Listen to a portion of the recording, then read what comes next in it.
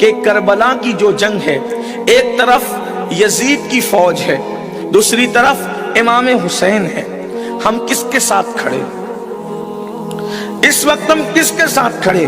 یاد رکھنا، آج انسان اپنے آپ کو حسینی کہتا ہے، جو بھی حسینی اپنے آپ کو کہتا ہے میں اس سے کوئی اختلاف نہیں کرتا، کیونکہ میں نے کسی انسان کا دل چیر کر کے نہیں دیکھا کہ آپ حسینی ہیں کہ یزیدی ہیں، لیکن حکم ظاہر پر لگتا ہے، انسان کا ایک ظاہر ہوتا ہے۔ کوئی کہے میں اپنے باپ سے بہت پیار کرتا ہوں، لیکن اس کا باپ اگر کہے کہ بیٹا مجھے ایک گلاس پانی پلا دے، اور وہ بولے میرے پاس ٹائم نہیں ہے، اور پھر کہے میں اپنے باپ سے بہت پیار کرتا ہوں، تو آپ آخر اس پر کیا حکم لگائیں گے؟ اس کے بارے میں آپ کیا کہیں گے؟ آپ یہی تو کہیں گے نا اس کے بارے میں کہ یہ مکار ہے اور یہ مکر کر رہا ہے، یہ دغاباز ہے، یہ باپ سے محبت نہیں بلکہ بے وفائی کرتا ہے۔ میرے آقا صلی اللہ علیہ وآلہ وسلم کے پیارے دیوانوں، اب آئیے جنگ کربلا کو بھی ہمیں اس کا مطالعہ کرنا ہے، اور آج کی اس مختصر سی محفل میں ہمیں طے کرنا ہے ہم کس کے ساتھ کھڑے ہیں، ہم کس کے ساتھ کھڑے ہیں،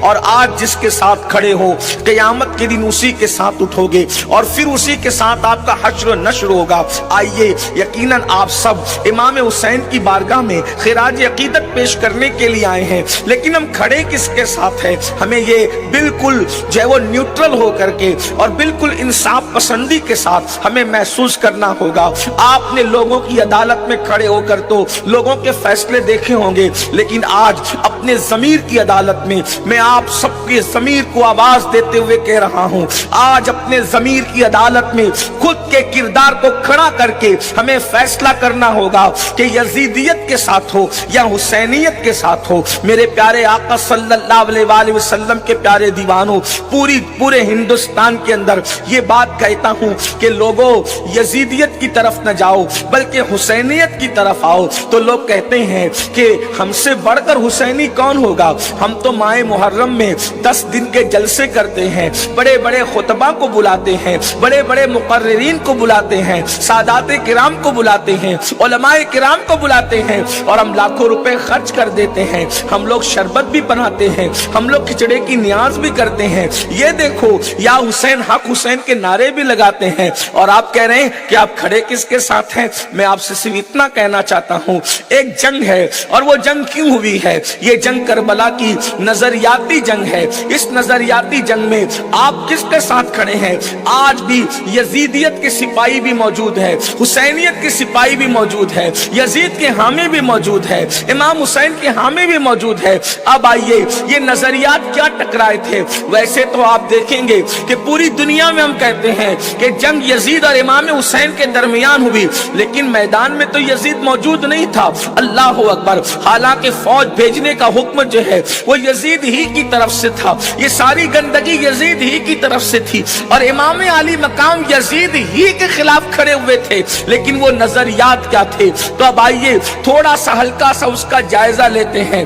یزید یہ چاہتا تھا کہ اسلام تو رہے، یعنی اسلام رہے، مگر اسلام کا صرف نام باقی رہے، روح اسلام ختم ہو جائے۔ روح اسلام کیا ہے؟ اسلام کی روح کیا ہے؟ اب آئیے ذرا دیکھیں، اللہ اکبر! میں دونوں نظریات ساتھ ساتھ پڑھوں گا، اور اس کے بعد میں کسی کو کچھ نہیں کہوں گا، صرف اتنا کہوں گا، آواز دو اس محفل حسین میں اپنے ضمیر کو کہ تم یزیدی ہو گئے ہو یا حسینیت پر ہو۔ اللہ اکبر! روح اسلام یزید مٹانا چاہتا ہے۔ یزید کا نام بھی تو اللہ اکبر مسلمانوں کی طرح ہے، یزید کا نام مسلمانوں کی طرح، یزید بھی اپنے آپ کو مسلمان کہتا تھا، بلکہ صرف وہ مسلمان ہی نہیں کہتا تھا، اپنے آپ کو مومنوں کا امیر کہتا تھا کہ میں مومنوں کا امیر ہوں، مسلمانوں کا امیر ہوں، مسلمانوں کا قائد ہوں۔ مگر یاد رکھنا، خود ساختہ لوگوں کا قائد بننے والا کبھی قائد نہیں ہو سکتا، دنیا جسے قائد کہتی ہے وہ قائد ہوتا ہے۔ اللہ اکبر! میرے آقا صلی اللہ علیہ وآلہ وسلم کے دیوانوں، امیر جسے دنیا کہے وہ امیر ہوتا ہے۔ اللہ اکبر!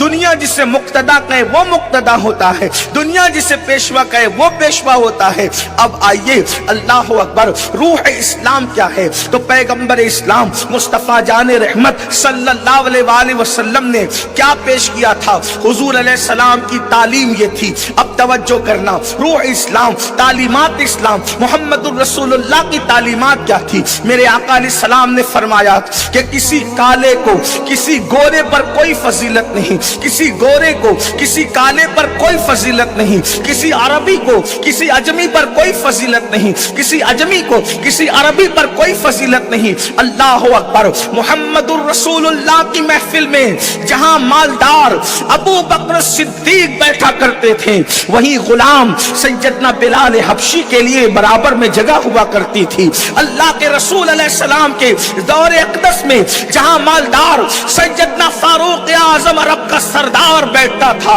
वहीं पर हजरते सैयदना अम्मार इब्ने यासिर जैसा बज़ाहिर गरीब और मुफलिस भी उन्हीं के बराबर में बैठा करते थे। मेरे आका अलैहिस्सलातु व तस्लीम के प्यारे दीवानों, उसके बाद आप देखें यजीद चाहता था कि रोम ईसाई और यहूदियों की तरह कानून बने। क्या कानून बने? अमीर अलग हो, गरीब अलग हो, काले अलग हो, गोरे अलग हो, अरबी अलग हो, अजमी अलग हो। बल्कि एक बात आपको बताऊं, ये रसूलुल्लाह सल्लल्लाहु अलैहि वसल्लम की तालीम का असर था, मेरे आका अलैहिस्सलाम की मेहनतों का असर था, मेरे आका अलैहिस्सलाम की कोशिशों का असर था कि जब सैयदना फारूक आज़म तख्ते खिलाफत पर बैठे और आप खलीफा हुए, और आपके दौर में जब बैतुल मुकद्दस फतेह हुआ, जब बैतुल मुकद्दस को फतह नुसरत नसीब हुई, तो जो है वो बैतुल मुकद्दस की चाबियों के लिए सैयदना फारूक आज़म को बैतुल मुकद्दस बुलाया गया। आप अंदाजा करें, एक मुल्क से एक मुल्क का ताजदार जब दूसरे मुल्क जाता है, जिसकी फौज ने वो मुल्क फतह किया हो, तो वो किस तरह जाता है। लेकिन ये रूह इस्लाम है, ये इस्लाम की तालीमात है। वक्त तामीरुल मोमिनीन, अल्लाह अकबर, अल्लाह अकबर। हजारों मुरब्बा मील पर हुकूमत करने वाले सैयदना उमर इब्ने खत्ताब जब मुल्क शाम जाते हैं तो बैतुल माल से सवारी लेकर नहीं जाते, हुकूमत से सवारी लेकर नहीं जाते, कौम की सवारी लेकर नहीं जाते। आपके पास एक ऊँटनी थी, वही ऊँटनी लेकर के जाते हैं। और अल्लाह अकबर, जिस गुलाम को साथ ले जाते हैं, अल्लाह अकबर, उस गुलाम से कहते हैं कुछ दूर मैं चलूंगा और तुम सवारी पर बैठोगे, और कुछ दूर मैं सवारी पर बैठूंगा तो तुम्हें पैदल चलना होगा। अंदाजा फरमाएं, दुनिया के तमाम सियासतदानों की जिंदगी पढ़ लो और मोहम्मदुर रसूलुल्लाह के तैयार करदा तरबियत याफ्ताओं की जिंदगी पढ़ लो। अंदाजा है कोई दुनिया में ऐसा बादशाह, है कोई दुनिया में ऐसा मालदार कि जो अपनी सवारी पर अपने गुलाम को बिठाकर नकेल पकड़ के चलता हो। ये मोहम्मदुर रसूलुल्लाह की तालीमात का नतीजा था, ये मुस्तफा जान रहमत की तालीमात का नतीजा था। अल्लाह अकबर। आपने ये वाकया बार बार सुना होगा, लेकिन मैं वाकया नहीं बता रहा हूँ, सिर्फ इशारा देना चाहता हूँ। आप मुझे बताओ, फिर जब बैतुल मुकद्दस आया, खुदा का करना कि गुलाम सवारी पर था और हजारों मुरब्बा मील पर हुकूमत करने वाले फारूक आज़म उसकी नकेल पकड़ कर चल रहे थे। ये मंजर भी मकदिस वालों ने देखा। और फिर आप जानते हैं, अमीरुल मोमिनीन के बदन पर पेवन का लिबास था, फटे हुए मोजे थे। जब बीच में पानी का नाला आया, वो मोजे उतारे और कंधे पे डाले, तो दूसरे जो नौजवान सहाबा थे वो आपस में बातें कर रहे थे कि अमीरुल मोमिनीन क्या कर रहे हैं, ये इतनी इंतजार हो रहा है, इस्तकबाल के लिए लोग खड़े हैं, पूरे कर्रो फर के साथ आना चाहिए था, ये कैसे आ गए। और वो भी फटे हुए जूते पैर में थे तो फटे नजर नहीं आते थे, उतार कर कंधे पे डाला तो फटे हुए जूते नजर आ रहे हैं।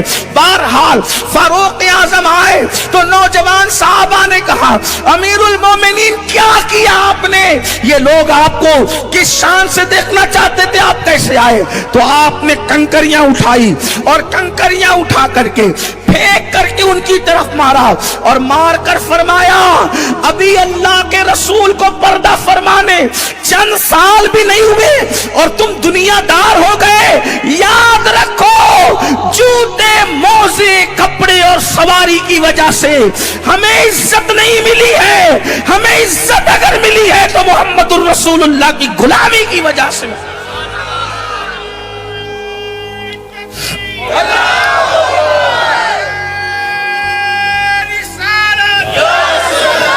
हमें रसूलुल्लाह की गुलामी اسلام ہی نے عزت دی, ہمیں اسلام نے عزت دی. ہم مسلمان ہیں اس لیے ہمیں عزت ملی ہے, ہم اللہ کے وفادار ہیں اس لیے ہمیں عزت ملی ہے. اور اس کے بعد اس کا اثر کیا ہوا؟ فاروق اعظم کو جب انہوں نے چابیاں دی ہے اسلام دشمن طاقتوں کے نمائندوں نے, تو انہوں نے کہا تھا عمر ہم تو سمجھ رہے تھے کہ تم کرو فر کے ساتھ آؤ گے, بہرحال اگر تم کرو فر کے ساتھ آتے ہم صرف چابیاں دیتے, لیکن آپ جس سادگی سے آئے ہو چابیاں بھی دے رہے ہیں اور اپنا دل بھی تمہارے قدموں میں نثار کر رہے ہیں. ہمیں کلمہ پڑھا کر اسلام میں داخل کرو. یہ تھی اسلام کی تعلیمات. یزید اس کو اپنے دور میں بدلنا چاہتا تھا کہ ایسا نہیں ہوگا, دین کو اہمیت نہیں دی جائے گی, کپڑوں کو اہمیت دی جائے گی, جوتوں کو اہمیت دی جائے گی, سواریوں کو اہمیت دی جائے گی, غریبوں کو دبایا جائے گا, مالداروں کو اوپر لایا جائے گا. یہ فکر تھی کس کی؟ یزید کی. امام حسین کہتے تھے نانا کی دی ہوئی تعلیم تو مٹنے نہیں دوں گا. امام علی مقام سواری پر جا رہے ہیں, توجہ کرنا, کربلا یہ ہے, اصل کربلا ہم نے اس پہ توجہ نہیں کی. اصل کربلا دین کا تحفظ ہے, اسلام کی حفاظت ہے. نظریات کی اس جنگ میں کس کے ساتھ کھڑے ہو غور کرو. امام علی مقام سواری پر جا رہے ہیں اور کچھ غریب لوگ روڈ کے کنارے بیٹھ کر کے غریب لوگ کھانا کھا رہے ہیں. وہ کہتے ہیں امام امام ادھر آئیے, ہم کھانا کھا رہے ہیں, آپ بھی کھائیے. امام سواری سے اتر جاتے ہیں, ان کے ساتھ بیٹھ کر کچھ لقمے لیتے ہیں اور لے کر کے آنکھ میں آنسو آتے ہیں. فرماتے ہیں کہ غریبوں کے ساتھ بیٹھنا یہ میرے نبی کی, میرے نانا کی سنت ہے. تمہارا مجھے کھانے کی حاجت نہ تھی, توجہ کرنا, مجھے کھانے کی حاجت نہ تھی, لیکن میں اگر ایسے ہی چلا جاتا تو تم سمجھتے کہ غریبوں کا اپمان کیا, غریبوں کی بے عزتی کی, اور تمہارا دل ٹوٹتا. تمہارا دل نہ ٹوٹے اس لیے میں رک گیا اور تمہارے ساتھ بیٹھ کر کے کھانا کھایا. اور اب پھر کہتے ہیں میں نے تمہاری دعوت قبول کی اور تمہارا کھانا کھایا, اب تم میری دعوت قبول کرو اور تم میرے گھر دسترخوان پہ آ کے کھانا کھاؤ. دیکھو یہ فکر تھی امام حسین کی. ہم اس معاملے میں کس کے ساتھ کھڑے ہیں, یزیدیت پر ہو یا حسینیت پر؟ مالداروں سے پوچھنا چاہتا ہوں, بتاؤ کیا غریبوں کے لیے وہی ہمارے اندر فکر ہے جو امام حسین میں تھی؟ اگر چھوٹا بھائی غریب ہو, بڑا بھائی غریب ہو, تو دوسرا بھائی اپنے غریب بھائی کا تعارف بھی نہیں کراتا لوگوں سے کہ یہ میرا بھائی ہے. یعنی شربت پلا کر فکر یزید. میں شربت پلانے کا منکر نہیں ہوں, میں تو اس کی تبلیغ کرتا ہوں کہ پلاؤ امام کے نام, لیکن کیا غریب رشتہ داروں کا وہ خیال ہے؟ غریبوں کے بارے میں وہ درد مند دل ہے؟ آپ بتائیں. ولیمے کی شادی ہوتی, توجہ کرنا, مسلمانوں کی فکر کیا بدلی. یزیدیت کی فکر قبول کی ہے. چیلم کی دعوت ہوگی تو غریبوں کو دعوت دی, چیلم ہوگا تو غریبوں کو دعوت دی جائے گی, اور ولیمہ ہوگا تو مالداروں کو صرف بلایا جائے. جبکہ اللہ کے رسول علیہ السلام نے فرمایا سب سے بدترین کھانا اور برا کھانا اس ولیمے کا کھانا ہے جس میں مالداروں کو تو دعوت دی جائے لیکن غریبوں کو نہ بلایا جائے. آپ سے پوچھنا چاہتا ہوں, اس کے بعد آپ دیکھیں اسی طریقے کے افکار و نظریات. اللہ اکبر.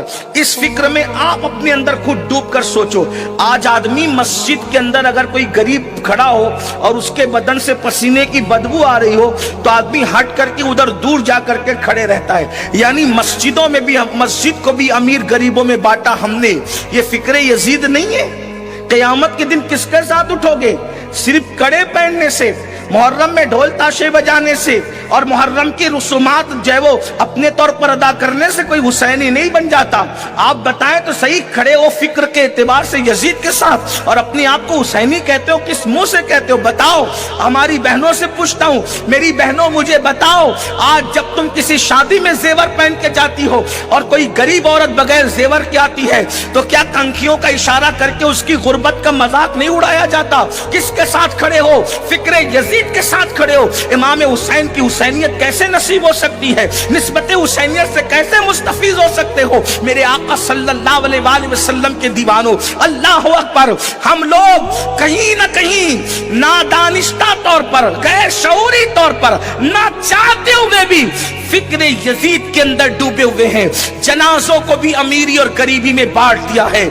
जहां जनाजे को कांधा देने वाले नजर ना आए, समझ जाना किसी गरीब का जनाजा है, और जहां कांधे बदलने वालों की कतार लगी हो, समझ जाना ये किसी मालदार अमीर शहर का जनाजा है। कितने ताज्जुब की बात है, जो इस्लाम अमीर और गरीब का फर्क मिटाने आया था, काले और गोरे का फर्क मिटाने आया था, बल्कि मास मकामात पर गरीबों को, गुलामों को इस्लाम ने मालदारों से बुलंद किया था।